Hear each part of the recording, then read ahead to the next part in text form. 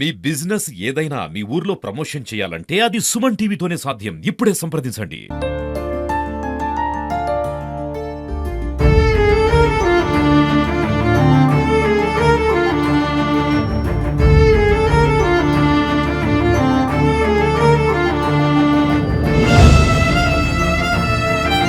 నాకేం చెప్పలేదు, అతను చెప్పి కూడా పోలేదు. ఎప్పుడైనా చెప్పి పోతాడు.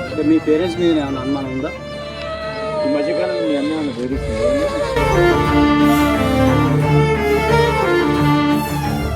ప్రేమించి పెళ్లాడిన భర్త 2 నెలలకే దుండగుల చేతిలో దారుణ హత్యకు గురయ్యారు. అయితే ఆ హత్య చేసింది ఎవరు అని ఇంకా విషయం సస్పెన్స్ లో ఉన్నా కూడా ఆ ఇల్లాలు వేదన మాత్రం వర్ణాతీతంగా ఉంది. తన భర్తతో నిండు నూరేళ్ల జీవితాన్ని ఆమె ఊహించింది. కానీ 2 నెలలకే ప్రేమ వివాహంలో తమ జీవితం 2 నెలలకే అర్ధాంతరంగా ముగిసిపోవడంతో ఆ ఇల్లాలు జీర్ణించుకోలేకపోతుంది. తీవ్రంగా కన్నీరు మున్నీరవుతున్న పరిస్థితి ఉంది.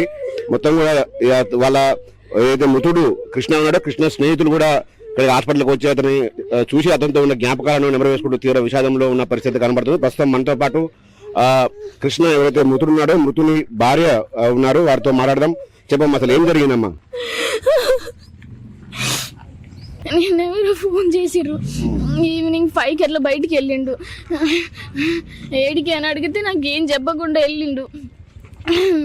నేను నార్మల్గా ఫోన్ మాట్లాడుతుంటే 7కి అన్నా చెప్పకుండా కూడా వెళ్ళిపోయిండు. ఎవరో ఆయన ఫోన్ చేసిండు, మహేష్ అని. ఆయన రమ్మన్నాడు, 7కి రమ్మంటే వెళ్ళిండు. అదే చెప్పిండు, నాకు ఏం తెలియదు. ఇంకా రెగ్యులర్ గా రోజు ఫోన్ ఇంట్లో పెట్టి పోయి వెళ్ళాడా? ఫోన్ తీసుకో వెళ్ళలే కదా, ఫోన్ ఎందుకు తీసుకెళ్ళలేదు? రెగ్యులర్ అట్టే జరుగుతుంటదా లేకపోతే? లేదు, ఒక్కొక్కసారి నేను నార్మల్గా ఆయన ఒక్కదాన్నే ఉంటా అని చెప్పి ఫోన్ ఇచ్చేసి వెళ్తాడు.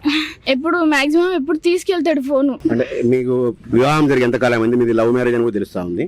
ఎంతకాలం అయింది మీరు ఊహించుకోండి? మీరు పెళ్లి చేసుకునేటప్పుడు మీ పెద్దల నుంచి కానీ మీ కృష్ణ పెద్దల నుంచి కానీ ఏమైనా వ్యతిరేకత, ఏమైనా అబ్జెక్షన్ వచ్చింది? మా మమ్మీ, మా డాడీ వాళ్ళు, మా అన్నలు ఒప్పుకోలేదు.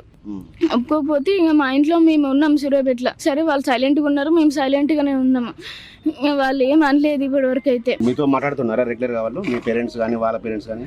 మమ్మీ అప్పుడప్పుడు మాట్లాడుతుండే, అంతే. అంటే ఒకవైపు అయితే ఒక ఆరోపణలు అయితే మీ పేరెంట్సే చంపివేశారు అనుమానాలు కూడా వాళ్ళ కొంత వ్యక్తం అవుతున్నాయి సూర్యాపేట టౌన్ లో.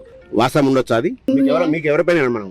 నాకైతే ఆయన ఫోన్ చేసిండు, ఆయన మీదనే ఉంది. ఊకంటే ఆయన ఫోన్ చేస్తుండు, ఆడికి ఈడికి రమ్మంటుండు, ఏదేదో చెప్తుండు. మొత్తానికి నువ్వు లవ్ మ్యారేజ్ చేసుకున్నావు, మీ భర్త అర్ధాంతరంగా చనిపోయాడు. ఏంటమ్మా అసలు ఏమనిపిస్తుంది?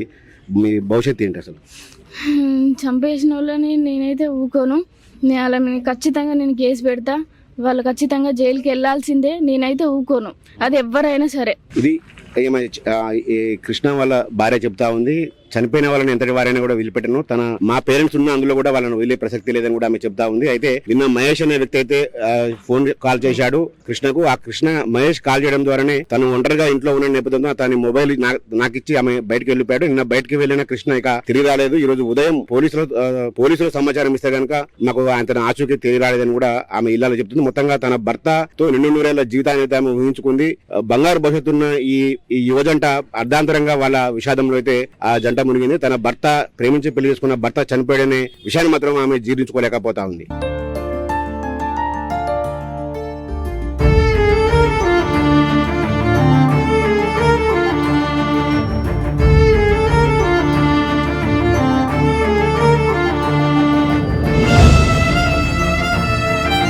నాకేం చెప్పలేదు, అతను చెప్పి కూడా పోలేదు. ఎప్పుడైనా చెప్పి పోతాడు. మీ పేరెంట్స్ మీద ఏమైనా అనుమానం ఉందా? ఈ మధ్యకాలంలో మీ అన్న ఏమైనా బెదిరిస్తుందా?